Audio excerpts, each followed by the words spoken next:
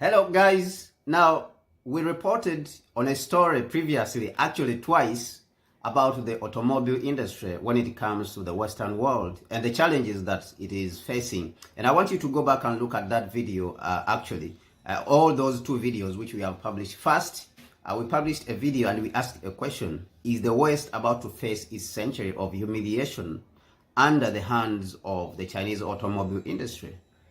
And number two video, we asked, or we reported also on the fact that Volkswagen was considering closing some of its plants in Europe.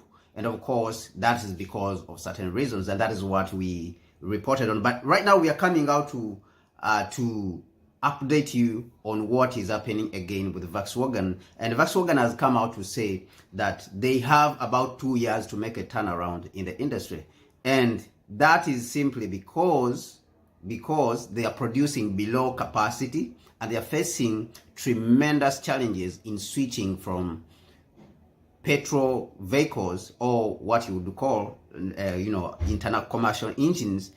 They are facing a challenge to switch to electric vehicles from internal combustion engines. Now, the industry in Europe and of course in the United States, the automobile specifically industry, has faced challenges.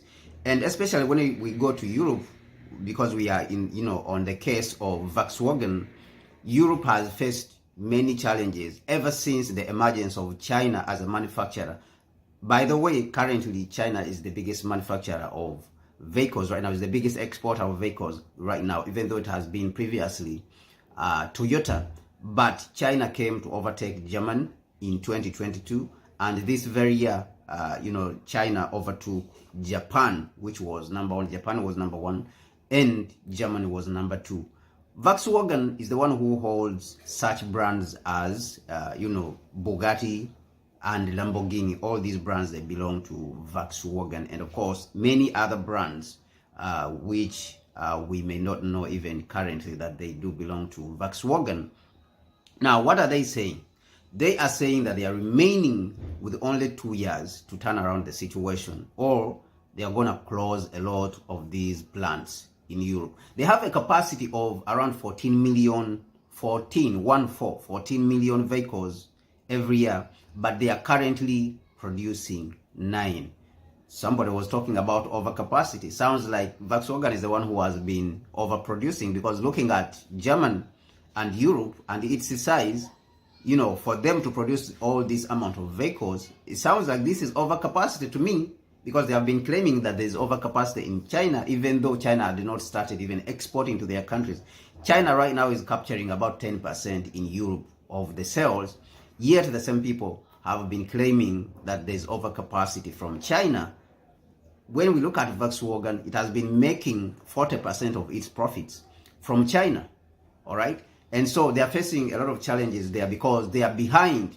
They are behind on technology. They have not been fast enough to adopting technology. Number two, when it comes to Europe itself, also Europe, because the production in China sells in China and of course exports to other parts. But the production in Europe specifically sells to Europe, sells to the European market. Now, if they are closing in Europe, it sounds like they have overcapacity themselves in Europe.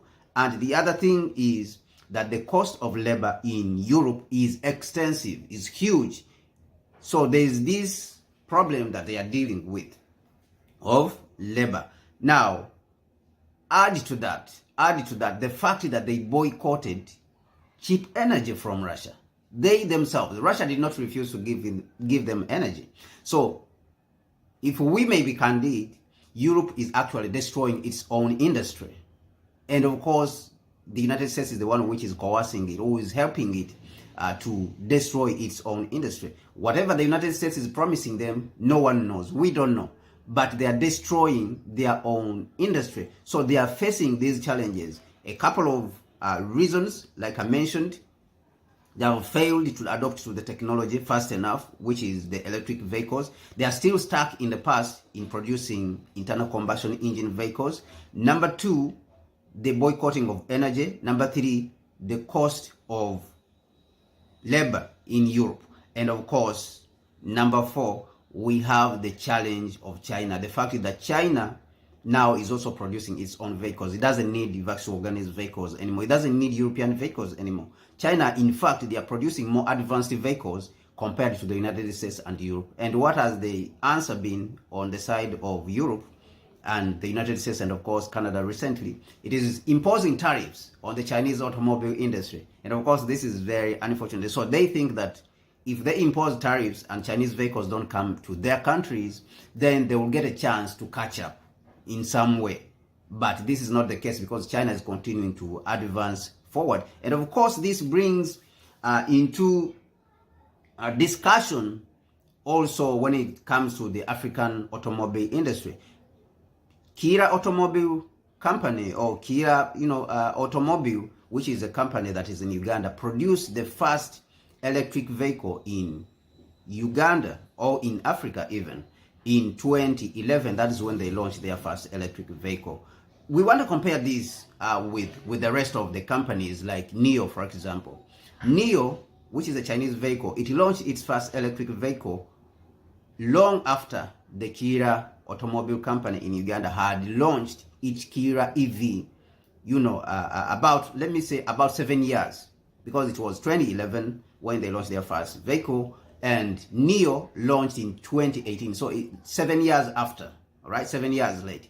But what we are seeing is that NIO has gone on to sell vehicles since then, about 300,000 vehicles, okay, from its plants. It has been able to commercialize. On the other hand, Kia Motors in Uganda, or Kia Automobile, has not been even able to commercialize its vehicles, all right?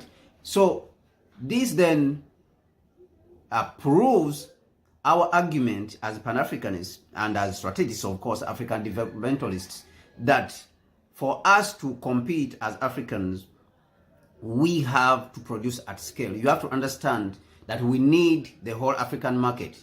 Our companies need to have access to the whole African market, all right? That is our first argument. And you have to produce at scale, because if you produce little, you're not going to be able to compete. You're not going to be able to compete. So, of course, we want to appreciate the people who have put up the Africa Continental Free Trade Area, the heads of state, the African heads of state. But then, the problem with the Africa Continental Free Trade Area is the fact that there's no infrastructure. And even the production is a problem. Like I said, Kia Motors, started talking about the vehicle. They produced their first prototype in 2011. Up to now, they are still constructing their factory. Tesla, just to give you an understanding, Tesla alone went in 2020 to build a factory in China, and they built the factory in 9 months. So this then shows you that Uganda alone doesn't have enough capital, even though the state is backing Kia Motors to build, because this is almost a state-owned enterprise. Even though they are backing it, it does not have the capacity. Uganda does not have the capacity to invest in these facilities. So we need the whole African continent to come together and put up African automobile companies and support these efforts. So when we have a pool of resources, we have about $3.5 trillion as an economy of the African continent. We should be able to finance the startups, even, space enterprises or space companies like SpaceX, how, Elon Musk is going and is being sponsored by, by the government in the United States, including the Pentagon and National Space Agency. And then, all these, they are supporting NASA, all right? They're supporting Elon Musk, and these are all state enterprises, all right? So we should be able also to do that, because look at India, for example. India has the same size of economy as Africa, closely related, recently just went up a little bit to 3.7 trillion, but India has space programs. And why don't we have all these things as African? India they have their own aircraft manufacturing. They are manufacturing even their own fighter jets, fighter jet engine. They have their own automobile companies. We have the same size of economy. We even have much more resources. Because our land is 12 times that of India. So our land is less populated compared to that of India. So Africa should be able to do much more with what we have. Only that the African heads of state have not realized the advantages that we have. So the next generation must realize this, and that is why we are struggling to teach this, that we have the capabilities to do these things. We have the capabilities to build our own automobile industry and our own automobile companies and finance them using continental resources, not just national resources in the small countries. Because in the small countries, they will not be able to take off and be able to commercialize quickly. Like what we are seeing with the Kira Motors Limited of Uganda. It has not been able to get off the ground because there has not been enough money, that the government has a lot of things to take care of in the country. And it has to be careful when it is apportioning money small. So it has taken them all these years. And up to now, they have not even brought out their commercial vehicles to the market. Of course, they are marketing. They have produced some vehicles, but those vehicles are not for mass, market. They are not for the mass market. And companies like NIO and others, Ford, General Motors, all these, they came later on to start producing their electric vehicles. And they have sold, many of them have sold 500,000. I think Ford has sold more than 500,000 vehicles, right? So this is a challenge. And even Tesla, for Tesla, of course, Kira Motors produced 3 years after Tesla, because Tesla produced its vehicles in 2008, the first vehicles in 2008. Right now, Tesla has sold over 3 million vehicles on the market. So you can see that you need to produce at scale, and you need to have access to resources for you to be able to succeed. You need to produce for a bigger market, but you need to have input resources for you to be able to build these plants. With the plants which has taken more than 10 years, we should be able to build it, right? We should be able to build it. The plant has taken more than 10 years. We should be able to build it in 9 months like Tesla has done, did in China when they were building up their Tesla Gigas Shanghai. And within 9 months, the plant started producing vehicles. In Uganda, we are still, almost 15 years in, nothing has been produced from the plant. So this is, of course, very unfortunate, but these are the things which we want to have an extensive discussion on, because the African continent, we have to believe that it has to be built. The African Continental Free Trade Area is a good start, but then we have to solve the question of resources. We have the resources. It's not that we don't have the resources. We do have them, but how to mobilize those resources now is the challenge. And for us to mobilize them, we have to come together and pool these resources and finance all these corporations that we need so that they can compete internationally. First of all, they can have access to our market, but also after circulating our market, so that we can chase out Toyota, we can chase out these European companies. Then in that way, we can also go out there and make an assault on other markets and compete, because that is it. Basically, the Europeans, why they came here is because of materials, raw materials. We need to use those raw materials ourselves. They came for raw materials and markets. So we need to also take control of our market, like how China has taken control of its market. All right. So the Europeans should stay in their market, and we should also be able to compete on the international stage. But what do you think? What do you think about, what we've spoken about, the fact that Volkswagen is saying that now it has 2 years or it's going to die. But China, of course, is not stopping on the other side. It's still coming.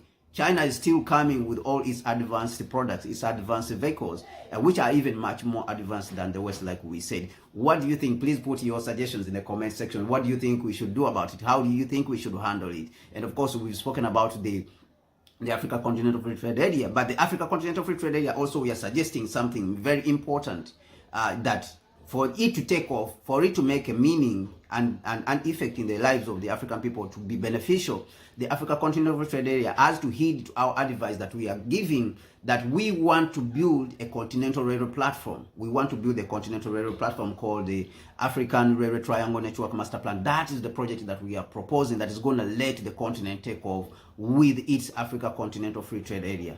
But what do you think? Do you think you will support us if we, put up these initiatives? What do you think the continent should do? What do you think that, should be the way forward for us to industrialize the African continent and be able to compete? Because honestly, we have to compete with the rest of the world. There's no other way around. There's no option but to compete with the rest of the world. As Africans, we have to compete with the rest of the world. Tell me what you think. Please put that in the comment section. The channel is called Connect Africa and Africa Reimagined. Please support the channel, and also support us in a way of PayPal and support us in a way of Super Chat.